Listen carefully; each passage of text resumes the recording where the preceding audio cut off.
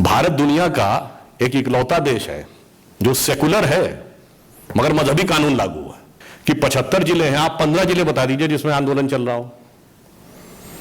तो इससे पहले भी अब बिल्कुल स्पष्ट था, वो पंजाब भी जाएंगे, कोलकाता भी चले गए थे, तो बहुत स्पष्ट है कि जो उनका आंदोलन है वो राजनीतिक अधिक है और वास्तविक कम है। अपेक्षा से कहीं अधिक अभूतपूर्व सफलता रही। 24,000 किलोमीटर की यात्रा हुई और 5,000 से अधिक कार्यक्रम इस जन आशीर्वाद यात्रा में हुए। जनता से सीधा संवाद करने के लिए नवनियुक्त मंत्री जा रहे हैं। इसका अर्थ यह हुआ कि जो संविधान ने आपको दायित्व दिया है, जन जन के साथ समन्वय के, उस दायित्व बोध को आप धरातल पर उतारने का प्रयास कर रहे हैं। तो जब तक मुक्ति के वो सूर्य की किरण समाज के सभी वर्गों तक न पहुंचे, तब तक आप कह सकते हैं कि स्वतंत्रता की सार्थकता सिद्ध नहीं होती। श्री मुलायम सिंह यादव, हम लोग बचपन में सुनते थे धरती पुत्र मुलायम सिंह, आखिर में केवल अपने पुत्र के पिता निकले। बहन कुमारी मायावती, आखिर में केवल अपने सगे भाई की बहन निकली। हमारे नवनियुक्त मंत्री श्री नारायण राणे जी के साथ जिस प्रकार का बर्ताव किया गया, तो ऐसे भी कई प्रयास हुए, बहुत विरोध करते रहते हैं, मगर उसके बाद हम तो याद है मोदी जी ने क्या बोला था कि जब उनसे पूछा गया था कि इतनी क्षमता आपको आती कहां से है, तो उन्होंने कहा मैं रोज 1-1, 2-2 किलो गालियां खाता हूं और उससे मेरे अंदर क्षमता आती है। हम तो उसकी बात करते हैं कि आजकल काबुल का बड़ा जिक्र चलता है, और अभी 2 दिन पहले ही जन्माष्टमी गुजरी है। शायद आप लोगों में से बहुत लोगों को पता होगा कि भगवान कृष्ण के एक बहुत बड़े भक्त कवि हुए हैं सैयद इब्राहिम रसखान,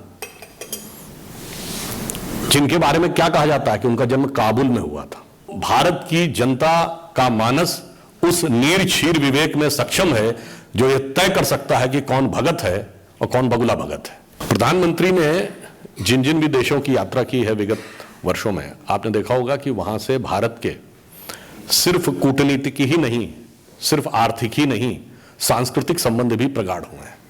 प्रधानमंत्री जी ने आने के बाद विदेश नीति और कूटनीति को एक नया और व्यापक आयाम भी दिया है। आदरणीय श्री जगत प्रकाश नड्डा जी ने प्रधानमंत्री माननीय श्री नरेंद्र मोदी जी के नवनियुक्त मंत्रियों के द्वारा स्वतंत्रता की 75वें वर्ष में, यानी अमृत महोत्सव के प्रारंभ से जो जन आशीर्वाद यात्रा निकाली गई थी, उसके अपेक्षा से कहीं अधिक सफलतापूर्वक संपन्न होने पर पार्टी के कार्यकर्ताओं, इस यात्रा के संयोजकों और सभी मंत्रियों को बधाई दी है। आप सभी को ज्ञात होगा कि 15 अगस्त से नवनियुक्त मंत्रियों का अपने अपने क्षेत्र तक जाने का एक विस्तारित कार्यक्रम पार्टी के द्वारा निर्धारित किया गया था।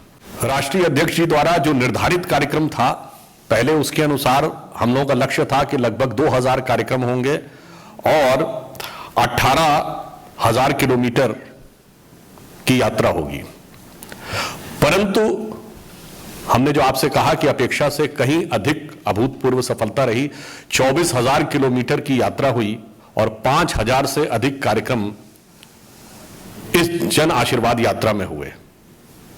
ये प्रधानमंत्री श्री नरेंद्र मोदी जी के प्रति जनता के मन के विश्वास और राष्ट्रीय अध्यक्ष आदरणीय नड्डा जी के नेतृत्व में कार्यकर्ताओं की कर्मठता का एक जीवंत प्रमाण है।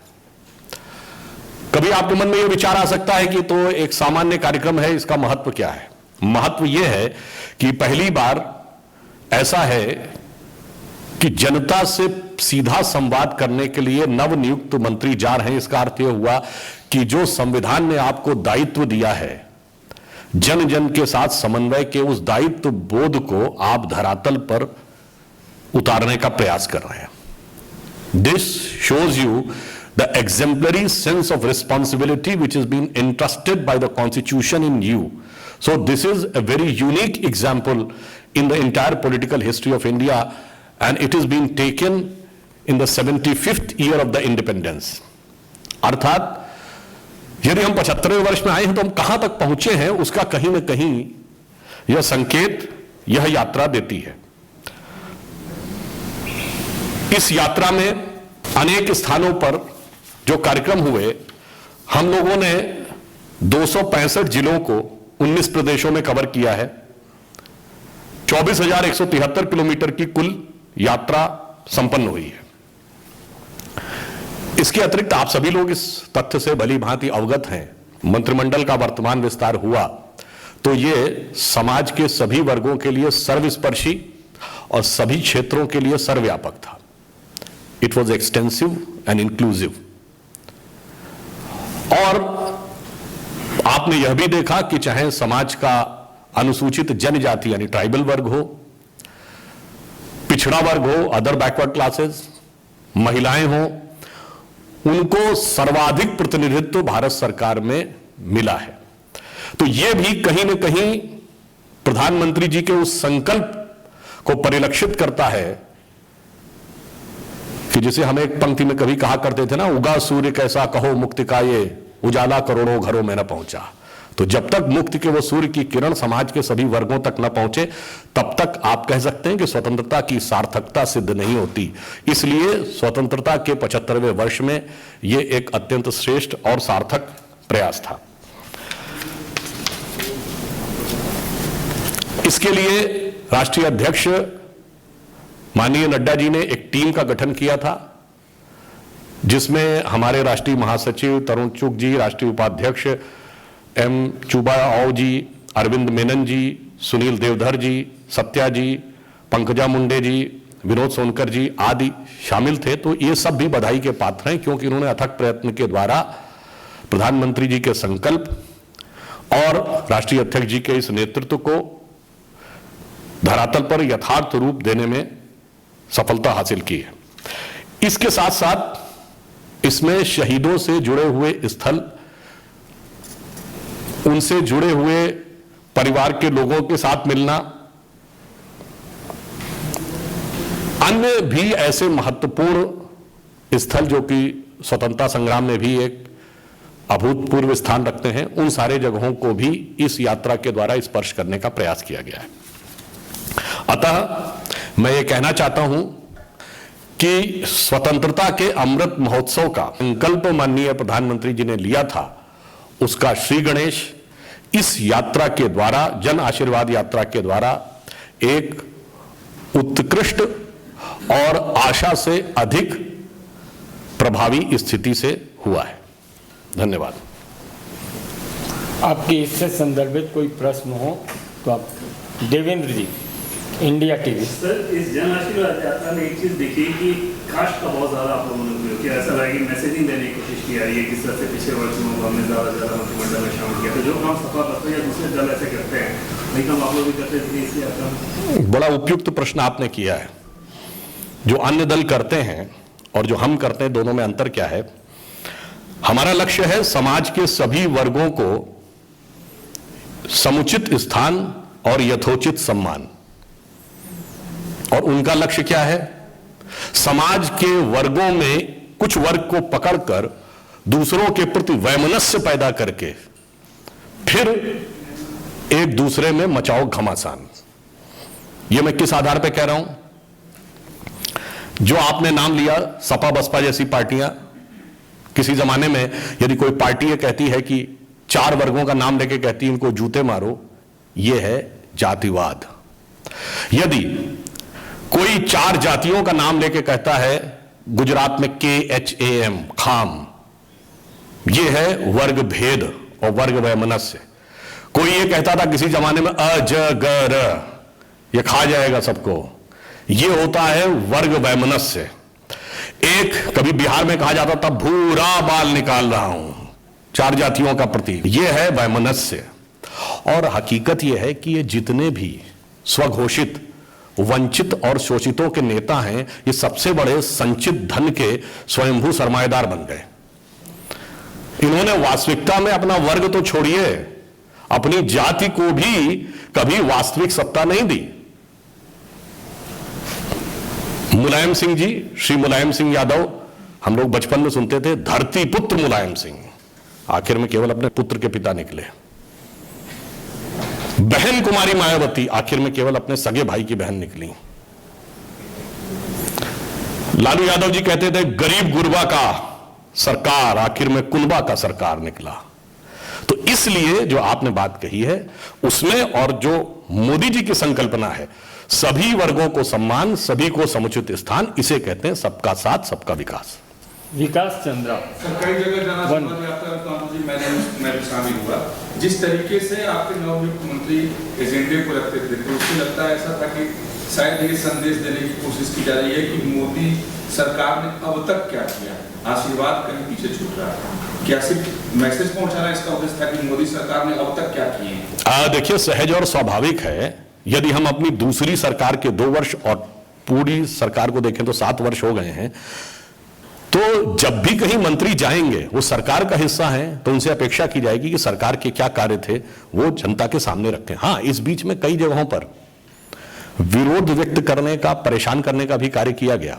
जैसे आपको ध्यान हो, महाराष्ट्र में हमारे नवनियुक्त मंत्री श्री नारायण राणे जी के साथ जिस प्रकार का बर्ताव किया गया, तो ऐसे भी कई प्रयास हुए, परंतु हम लोग तो उनमें से नहीं है ना। विरोध तो बहुत होता रहा, बहुत विरोध करते रहते हैं, मगर उसके बाद हम तो, याद है मोदी जी ने क्या बोला था कि जब उनसे पूछा गया था कि इतनी क्षमता आपको आती कहां से है, तो उन्होंने कहा मैं रोज 1-1, 2-2 किलो गालियां खाता हूं और उससे मेरे अंदर क्षमता आती है।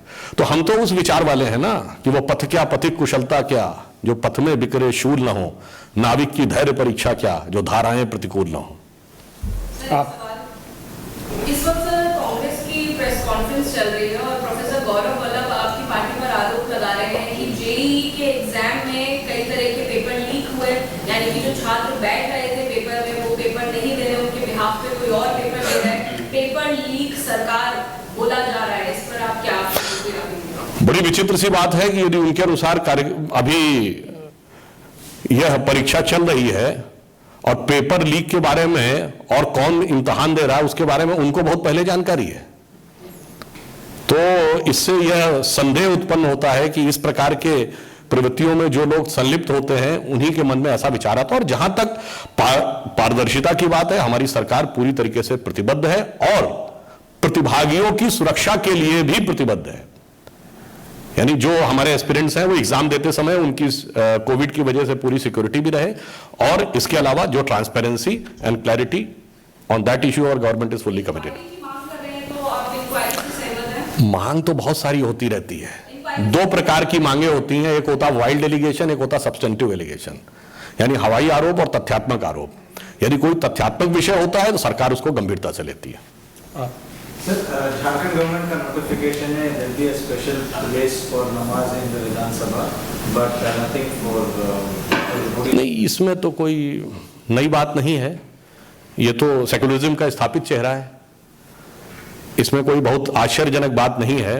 क्योंकि भारत में यदि आपसे एक बात कहूं जिसको लोग थोड़ा अटपटे ढंग से कई बार ले लेते हैं, कि भारत दुनिया का एक इकलौता देश है जो सेकुलर है मगर मजहबी कानून लागू है, और लागू ही नहीं है, अगर सर्वोच्च न्यायालय उसमें बाधा बनता है तो पार्लियामेंट में लाके पलट दिया जाता है।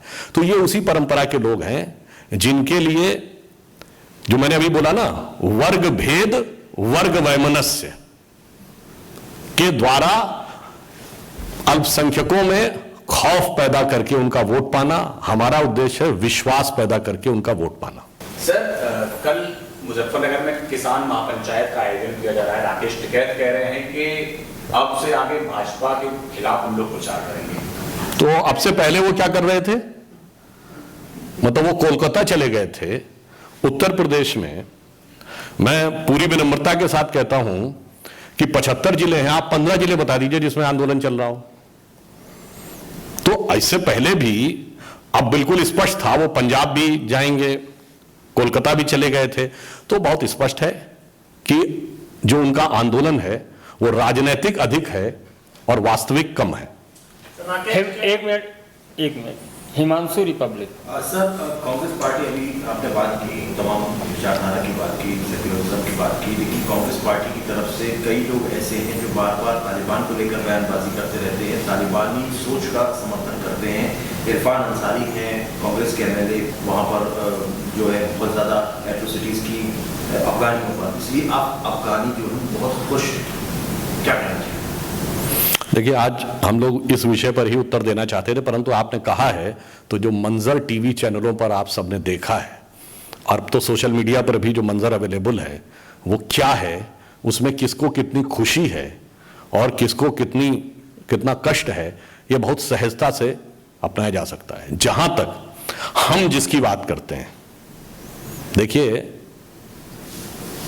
हम तो उसकी बात करते हैं कि आजकल काबुल का बड़ा जिक्र चलता है और अभी 2 दिन पहले ही जन्माष्टमी गुजरी है।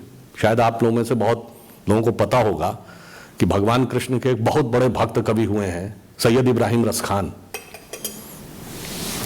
जिनके बारे में क्या कहा जाता है कि उनका जन्म काबुल में हुआ था और काबुल में पैदा होने के बाद उन्होंने क्या लिखा, उनकी बड़ी प्रसिद्ध रचना आपको ध्यान हो ना, मानुष हो तो वही रस खान बसों ब्रज गोकुल गांव के ग्वारन, और जो पशु हो तो कहा बस नेरो चरो नित्यानंद की धेनु मजारन। मतलब मुस्लिम हो के ये कहा पहले तो कि मेरा अगला जन्म हो और हो तो मनुष्य के रूप में हो, तो ग्वाल बालों के बीच में, पशु के रूप में हो तो नंद बाबा की गायों के बीच में।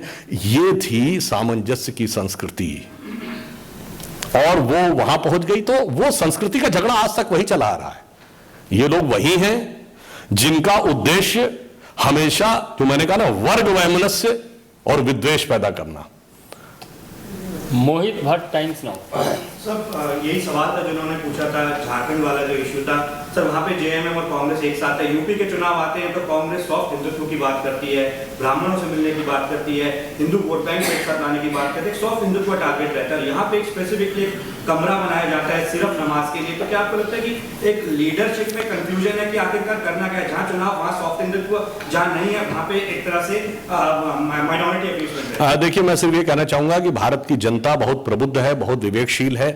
जिस भक्ति का वो प्रदर्शन करते हैं, आप सबने पंचतंत्र में भगत और बगुला भगत दोनों की कहानी पढ़ी होगी, तो भारत की जनता का मानस उस नीर क्षीर विवेक में सक्षम है जो ये तय कर सकता है कि कौन भगत है और कौन बगुला भगत है। सुदेशना घोषाल, टीवी9। एक सवाल है, आज इलेक्शन कमीशन ने ओडिशा और वेस्ट बंगाल की बाय इलेक्शन का डेट ऐलान किया है, क्या कहना? देखिए, ये चुनाव आयोग का अपना सर्वाधिकार है कि वो किस आधार के ऊपर और किस तिथि में जो भी व्यवस्था की दृष्टि से वो देखते हैं, वो चुनाव की घोषणा करते हैं, तो उसका हम स्वागत करते हैं। एहतशाम अहमद, टीवी18। सर, प्रधानमंत्री इसी महीने अमेरिका की यात्रा पर जा सकते हैं, क्या आपको लगता है इससे दोनों देशों के बीच में संबंध और बेहतर क्या उनका इनिशिएटिव है? प्रधानमंत्री ने जिन जिन भी देशों की यात्रा की है विगत वर्षों में, आपने देखा होगा कि वहां से भारत के सिर्फ कूटनीतिक ही नहीं, सिर्फ आर्थिक ही नहीं, सांस्कृतिक संबंध भी प्रगाढ़ हुए हैं। प्रधानमंत्री जी ने आने के बाद विदेश नीति और कूटनीति को एक नया और व्यापक आयाम भी दिया है। अंतिम प्रश्न। सुधांशु जी, आज ही तस्वीरें आई हैं अभी कि पाकिस्तानी खुफिया एजेंसी के चीफ ISI के चीफ काबुल पहुंचे हैं एक डेलीगेशन के साथ। इसको किस तरह से देखते हैं, क्योंकि लगता है कि पाकिस्तान एक तरह से बेनकाब हो गया, पहले पर्दे के पीछे काम कर रहा था, आप बातचीत करने वो पहुंच गए काबुल। देखिए, इसमें तो किसी को कोई संदेह ही नहीं था कि उनका क्या रोल है और जिस विषय में वो कुछ भी बोले, उनके तो पूर्व राष्ट्रपति जनरल मुशर्रफ एक्सेप्ट कर चुके हैं कि हमारी गलती थी कि 80 के दशक में हमने अपनी जमीन को यूज होने दिया। तो मैं सिर्फ ये कहूंगा कि उस मुल्क के बारे में क्या बोलना जिसके बारे में अगर कहा जाए तो हकीकत में कभी आजाद हुआ ही नहीं। सन 47 से पहले लंदन की हुकूमत उसका मुस्तकबिल तय करती थी, उसके बाद वॉशिंगटन तय करता है, अब बीजिंग तय करता है। तो जो पूरी तरीके से सजदे में रहते हैं कि बीजिंग वालों के, जो अपने को ऑफिशियली नास्तिक कहते हैं यानी मुनाफिक, उसके आगे इस्लाम का परचम उठाने वाला पाकिस्तान जिस कदर नतमस्तक रहता है, तो आप समझे जा सकते हैं कि उनकी स्वतंत्रता, उनकी निष्ठा या उनका ज़मीर क्या है, तो उसके बारे में टिप्पणी करने की क्या आवश्यकता है। बहुत बहुत धन्यवाद।